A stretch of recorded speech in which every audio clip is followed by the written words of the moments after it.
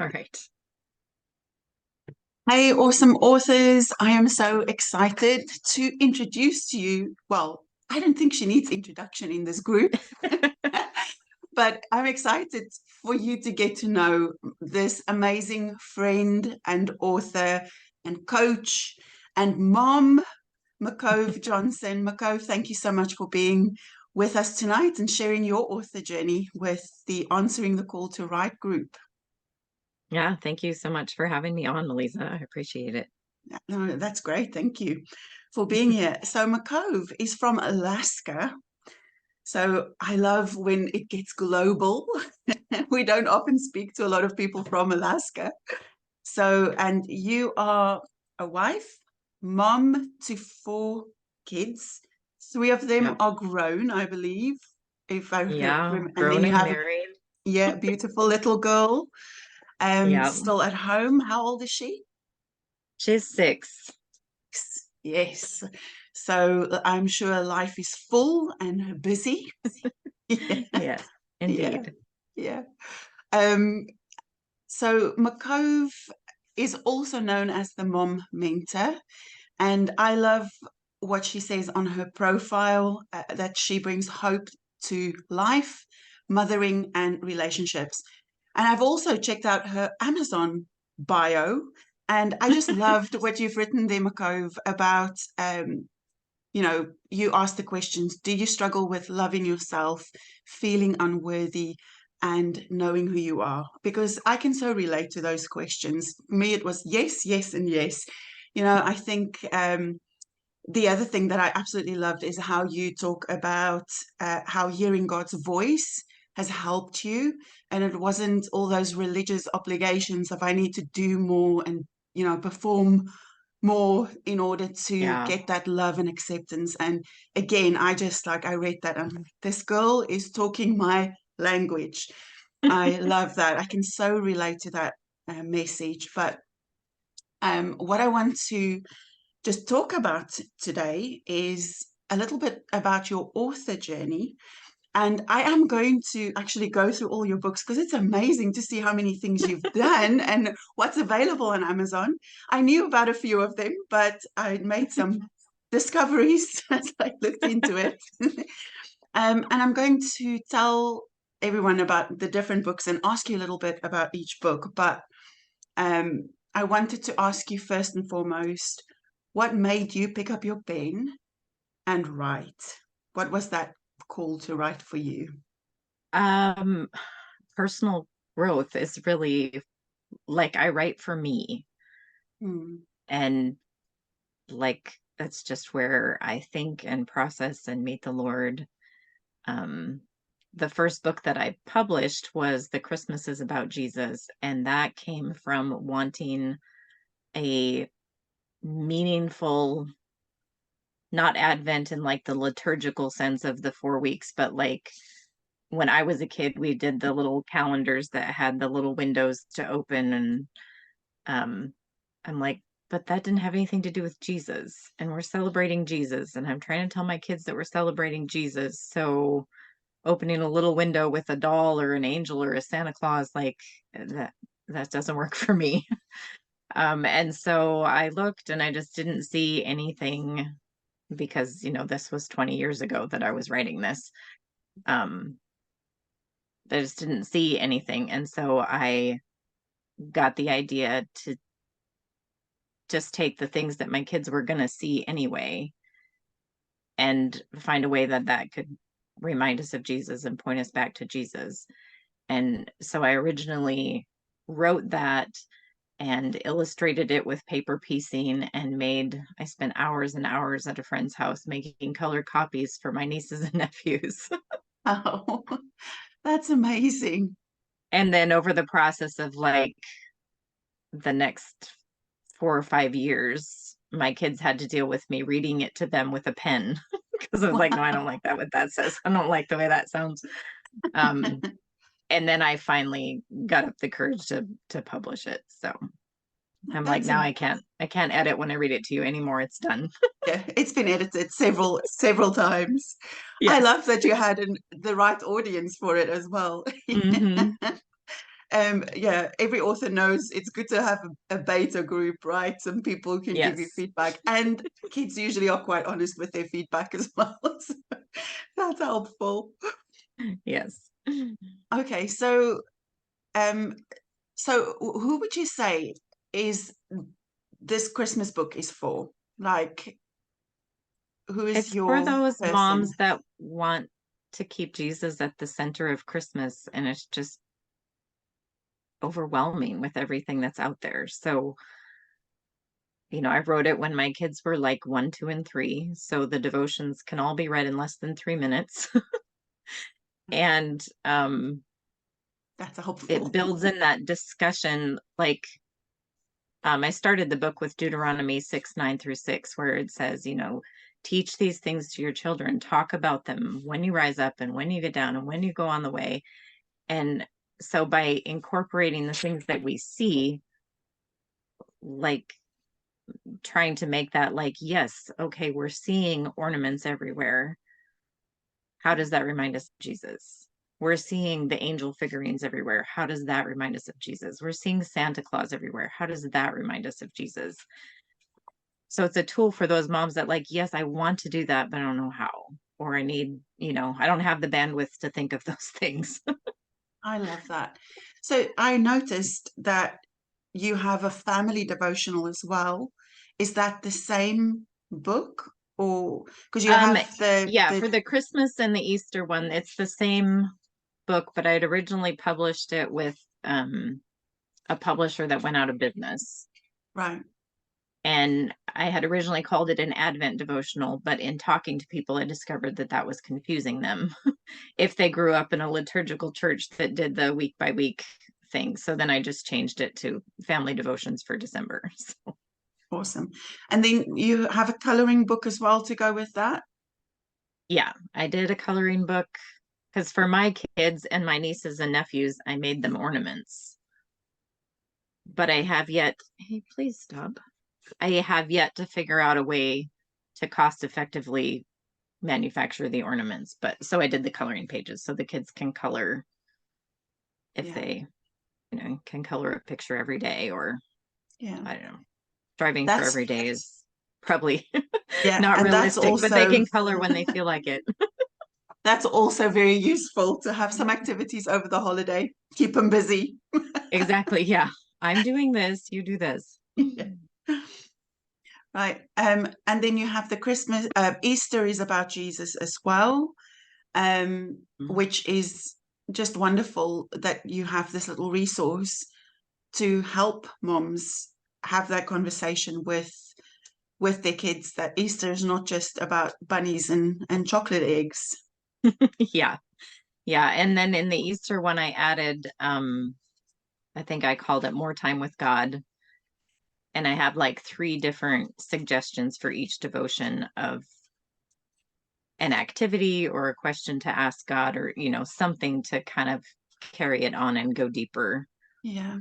I love that. I wish I knew about that when my kiddos were little and still interested in doing activities.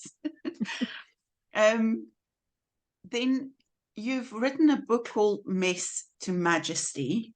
Let God love you in your mess. And I love that. And I'm careful because I don't want to jump the gun and go straight into Unstuck, because that's also about mess. And I know there's just this message that runs through your books about really not avoiding the messy places, but almost embracing them and meeting Mhm. Jesus in those messy places. So, do you want to tell us a little bit more about Mess to Majesty? Yeah, so Mess to Majesty actually came about because I was in a coaching program that like it was an assignment to write a book. And the assignment was actually like to pull stuff together and write a really quick ebook. And I'm like, I can't do that. Like if I'm gonna do this, it needs to like really be me and everything I want it to be. And so it was kind of like if I have that one message to get out to people, like what is that? And what's been the most transformational for me is learning to accept the fact that Jesus isn't waiting for me to get my act together. He's meeting me right in the middle of my mess where I don't even love me, and he's coming to love me. And looking in the New Testament of how he related to women, because in the culture I grew up within, in my family and the church, was emotions were a nuisance, and they, like, that was a weakness of the feminine personality, or um and it was like, so how did Jesus deal with women and their emotions? And he did not deal with them in the culture of their day, and he didn't even really deal with them in the typical culture of our day. Like, he met them and he addressed them. And so I took the woman at the well, and the woman with the issue of blood, and the woman with the alabaster box, and Mary, and was like, how did Jesus encounter them, and how did their emotions, how did he handle their emotions? Yeah. And then I wrote four stories to go with each of their stories of how Jesus had met me in a similar way. Yeah. Um, and yeah, just reflecting back on this journey with the Lord to be transformed and like let him change me, and finally figuring out that it's through learning to let him love me and accept the fact that he loves me that I'm changed, not through all the study and devotions and serving and trying really hard and then trying even harder because that didn't work. Yes. Oh my goodness. As I said at the beginning, I can so relate to that. Absolutely relate to that. So, how did you come up with Unstuck? So, first of all, congratulations, because that's a very new release. It's still hot off the Yeah. press. You can still feel the warmth of the pages. Yes.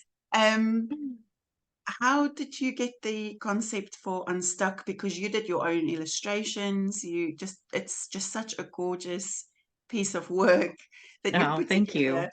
So, how did that come about? Yeah. So, summer of 22, I started um, what I call doodling my emotions. And I had seen a workshop, I think in spring of 21, that somebody, I think she called it Doodle Your Emotions. And I was like, oh, such an interesting concept. And I did it for a little while and then I put it away. And then summer of 22, I was in a really, really hard spot. And like all the things I was trying to do, the tools that I give my coaching clients, whatever, is like, this just isn't working. And so one day I had the idea of like, well, what if I put it on paper? And so I did this like spiral because I'm like, I'm spinning out. And so I'm like, well, how do I put that on paper? And so I have this spiral. And then I had the like, well, the day started good and then this and then that. And like, now here I am. And it was just, it was so powerful to have that to sit and reflect and put it out on paper. And so I started doing that more and more, and incorporating the idea of what do I look like? Like, I'm feeling this. And like, I'll ask my daughter, if you were putting how you feel in a picture, what would it look like? And that brings just a super powerful perspective, Yeah. and like being able to have so much more compassion and understanding for myself of like, oh, yeah, I do feel like that. That's awful. Yes. um Yeah. but then also being able to go, okay, that's how I'm feeling, but this is the truth of what God says. And if I believed that, then how would I feel? Mm. And using it as reflection of where I am, but maybe, but then also using it as meditation for this is what God says. And if that's true, then what changes? How do I think different? How do I feel different? Um, and I could see the power of it. And I'm like, oh, I want to put this in a book. And so I've spent a year like, do I do it this way? Do I do it that way? And how do I explain everything? And then one day I was talking to a friend and telling her like how stuck I felt. And like the Lord had shown me being in a cast. Like, I've healed you, I've set the broken places, but now you're in a cast and I'm holding you so you can heal. And then he told me it was time to take the cast off. And then I realized, like, I was feeling stuck, and he's like, that's because you put yourself back in a cast. I was like, oh, oops. Yeah. So just reflecting on that, like feeling stuck and what is that like? And then talking to a friend that was like, oh, I feel so stuck. And as I went to bed that night, thinking of like, oh, how do I address that? I got the beginning of the book. I got the image of her stepping in the gum and trying to deal with it herself. So then there's more gum and still trying to take care of it herself. So then she's just like buried in gum. And then the like, yeah, I can go from just a little stuck, it would be fine, to, to the point where like, no, I'm just completely buried and I can't do this. Yeah.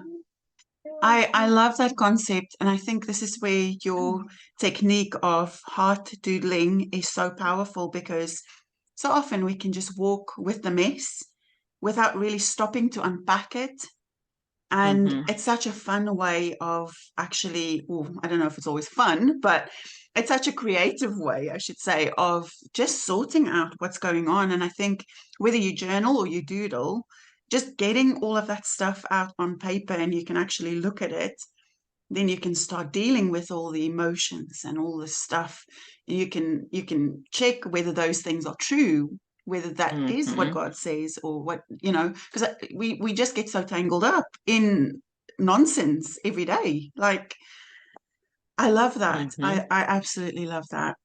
So Thank you. who is Unstuck for? Who is your target person? Well, I'm saying it's a children's book for moms I love that.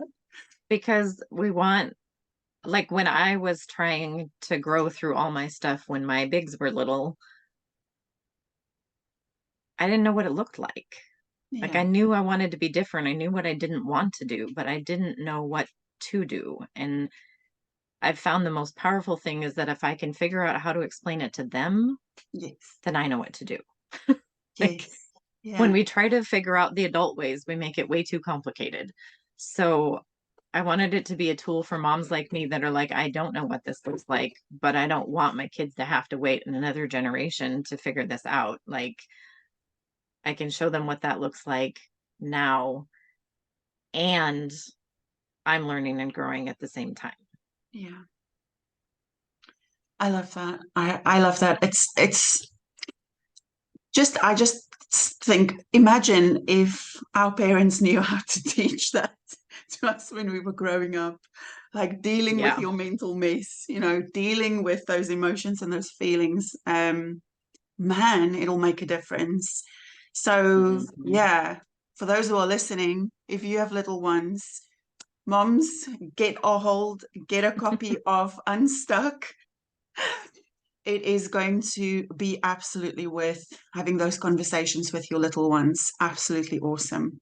So, just talking a little bit more about your author journey, what would you Mhm. say has been your best? What has been the best thing about writing for you? The best thing about writing for me is when I hear back from people that it changed their life, Yeah, or it changed some portion of yeah, their life. yeah. That is Just awesome. the impact is by far the best. Yes, absolutely. Like, all And my pain and all my struggle wasn't wasted. It's helping people. it's absolutely, that is such a joy. That is such a joy. And I know that everybody who actually does this, because it isn't for the faint of heart, this writing and publishing journey, it will test you.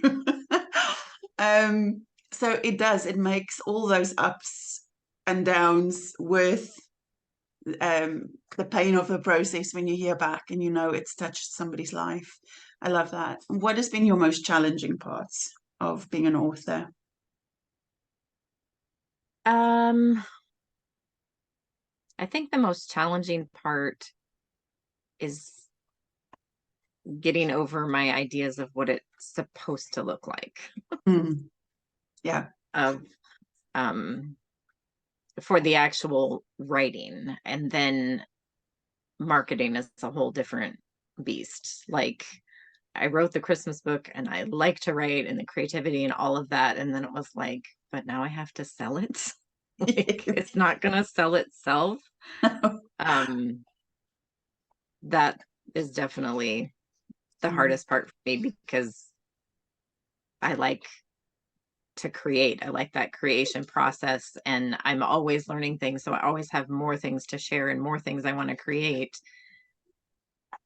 And that has led to like just all this stuff of like, yeah, I made that, but there it is. Yes.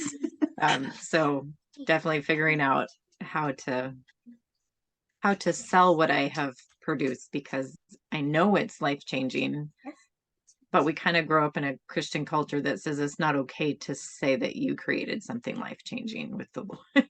Even though like, no, like the Lord used me to do this. Like, no, that's not okay. And of I course it know, is, but we have to hands down. untangle that. Yes, absolutely. Get unstuck and doodle our way out of it, right? Yeah. um, but in all seriousness, I think it's hands down the biggest hurdle for Christian authors specifically to get that marketing thing just resolved in your heart.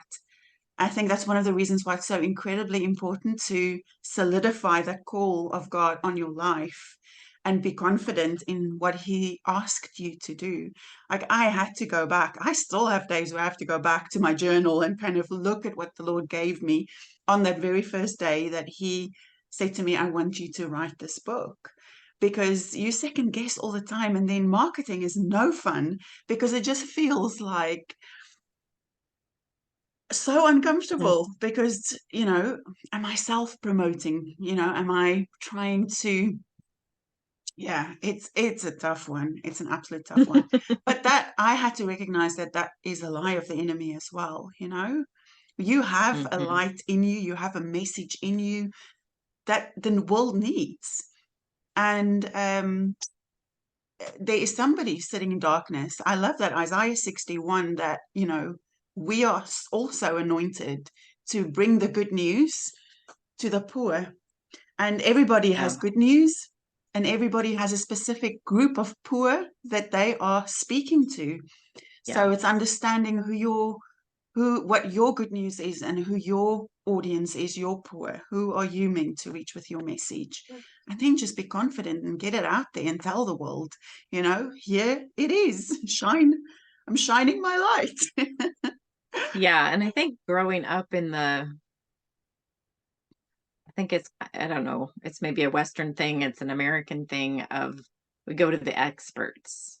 Yeah. Even at church, like you have the pastor, that's the expert that's going to teach you what God's word said. And then you need to get your kids in school or good college, and the doctors and all this, like the experts. And there's no, like, who would I be to think I know what I'm talking about or whatever, kind of that, without these degrees and qualifications and all this stuff. And so then when I started my business, it was the same thing with Lowell. Like, I need these business coaches to tell me what it's supposed to look like and how it's supposed to be. And so it's been quite the journey to like untangle from all of that too, of like, no, God has a unique path for me. And maybe they have some good ideas, and maybe, but God's the one that has set my steps, and that's the plan I need to follow. And yes, that includes saying, God gifted me. It's an amazing book. It's worth, Yes. or this coaching program is worth your investment because God helped me create it. It will change your life, Yeah. and that isn't boastful and isn't arrogant, and isn't prideful. It's actually being humble enough Yeah. to say, God chose me for this. Like, that's the most humbling thing in the world to me, of like, no, I didn't do this, but God chose me, and look what He made me to do. Like, He gave me these gifts and talents and way of thinking. And so the glory is all His, even if I say, I wrote an amazing book. Yes. Yes. You did. Awesome. I love that. I absolutely love that. I think that's such a key for people. Um, if you had one piece of advice to someone who's thinking about writing a book but not sure, what would you tell them? Start writing. Don't judge it. Just write. And if you are sitting with the Lord as you start writing, you will be amazed at what comes out. Absolutely. That is solid advice. Awesome. Now, if we want to connect with you and get any of your books, what is the best way to do that? To connect with me, just go to mukkovejohnson.com, and hopefully there's all the links there to find everything. If you want a book, the easiest way is to go to Amazon and Google Mukkove, because I'm the only one. Yes, So it's it'll very pull up helpful having everything. a unique name. It is. Awesome. Mukkove, thank you so much for your time and for coming to share your journey with us. I just want to reiterate again, go and have a look at Mukkove's books, especially the Christmas book. It's such a great conversational tool with your little ones, as is the book Unstuck. It will help you have some really amazing conversations with those little ones, helping them manage their emotions, their feelings. And yeah, so go and have a look. Also, remember to subscribe to the podcast if you're listening to YouTube. Give us a like, it helps us get the message out there. Thank you so much, everyone, for listening. Thank you, Mukkove, for being here. Yeah, thank you. Have an awesome evening, everyone, and I'll see you soon. Bye.